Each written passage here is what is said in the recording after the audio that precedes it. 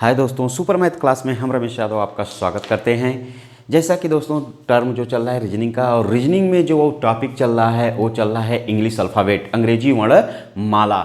और अंग्रेजी वर्णमाला में आज हम लोग पहुँचे हैं टाइप 5 पर। और वो टाइप 5 जो है वो है बोथ हाफ रिजर्व, अर्थात अंग्रेजी वर्णमाला के दोनों अर्धांश जो हैं वो विपरीत क्रम में हैं। दोनों अर्धांश किस में हैं? विपरीत क्रम में हैं। अर्धांश क्या? तो बार बार हम यही कहते हैं कि दोस्तों अंग्रेजी वर्णमाला में जो होते हैं वो 26 अक्षर होते हैं, और 26 अक्षर में जो है कि एक से ए से यम तक जो होता है 13 अक्षर वह प्रथम अर्धांश होता है, और 14 यानी यन से जेड तक जो होता है वो द्वितीय अर्धांश होता है। और इन दोनों अर्धांशों को क्या किया गया है? विपरीत क्रम में लिख दिया गया है। दोनों अर्धांशों को विपरीत क्रम में लिख दिया गया है। प्रथम अर्धांश आपका ए है और द्वितीय अर्धांश आपका ए है।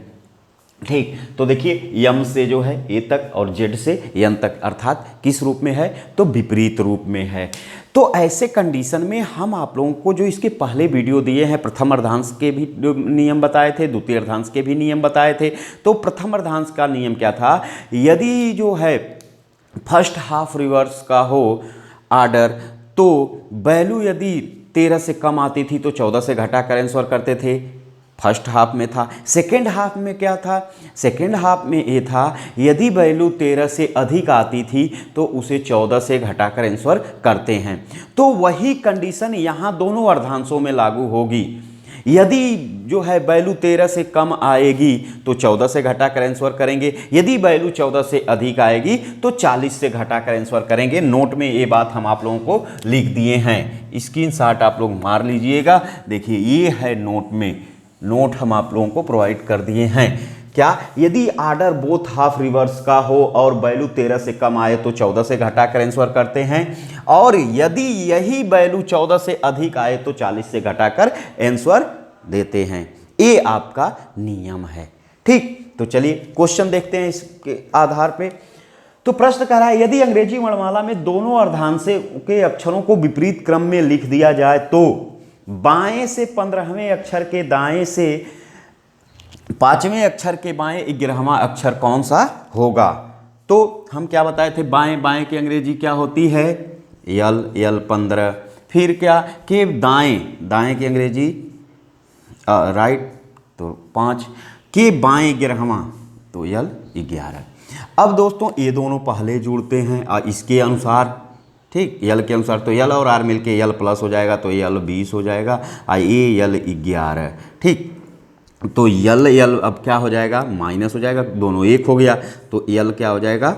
9। और यल 9 हो गया तो वैल्यू हमारी क्या आ गई? 13 से कम आ गई। और जब वैल्यू 13 से कम आएगी तो 14 से घटाकर, तो आंसर देने के लिए 14 माइनस 9, तो 14 में से 9 जाएगा तो क्या बचेगा? 5। और 5 पे क्या आता है? E for elephant. ठीक, तो आई होप ये बात आपको समझ में आ गई होगी। वैसे भी दोस्त आप इसको काउंट करके भी कर सकते हैं। चलिए काउंट कर लेते हैं। जैसा कि आप जानते हैं ये होता है क्या? लेफ्ट। ठीक, ये होता है लेफ्ट और ये होता है आपका राइट। RIG, ये होता है राइट।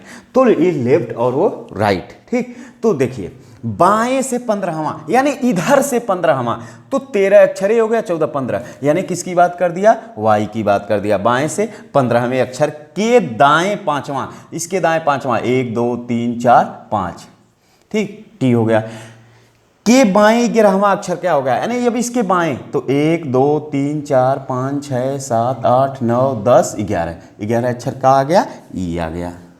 ठीक, तो चाहे आप काउंट करके लगा सकते हैं, चाहे आप लेफ्ट राइट के सहारे लगा सकते हैं।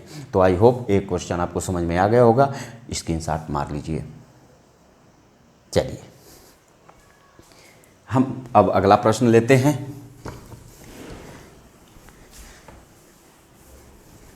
अगला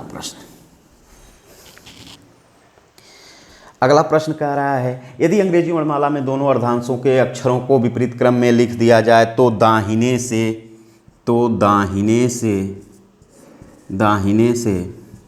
17वें अक्षर के दाएं से 10वें अक्षर के बाएं से 12वां अक्षर कौन सा होगा या क्या होगा, कौन सा होगा। ठीक, चलिए जान लेते हैं। दाहिने दाहिने की अंग्रेजी राइट, तो R से नोट करेंगे, R 17, फिर दाएं R 10, फिर बाएं L 12। ठीक, तो ये दोनों क्या हो जाएंगे, माइनस हो जाएंगे, तो R क्या आ जाएगा 7, R 7 L 12। तो ये मिलके हो जाएगा आपका R और L, ये प्लस हो जाएगा और R कितना हो जाएगा 19।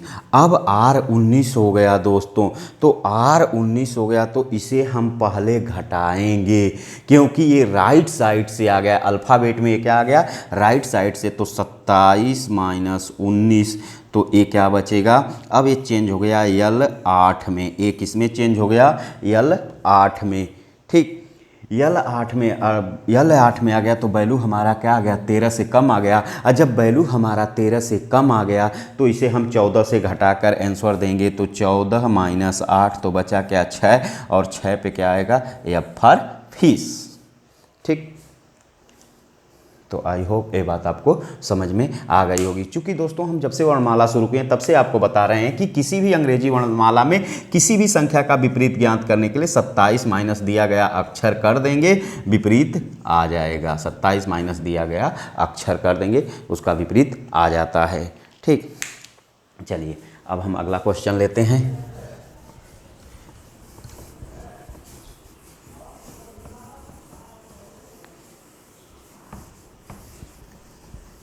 चलिए अगला क्वेश्चन,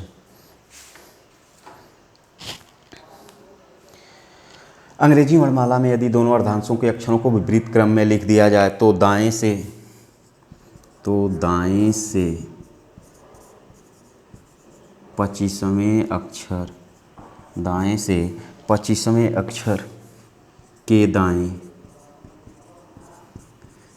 23वें अक्षर के बाएं से 19वां अक्षर क्या होगा। ठीक, चलिए तो अब दाएं से, तो दाएं की अंग्रेजी R 25 के दाएं, R 23 के बाएं 19वां। ठीक, तो दोस्तों देखिए बस R आ गया तो माइनस हो जाएगा, R 25 में से 23 जाएगा 2, L 19, तो R और L मिल करके क्या हो जाएगा R प्लस, तो 19 2 21।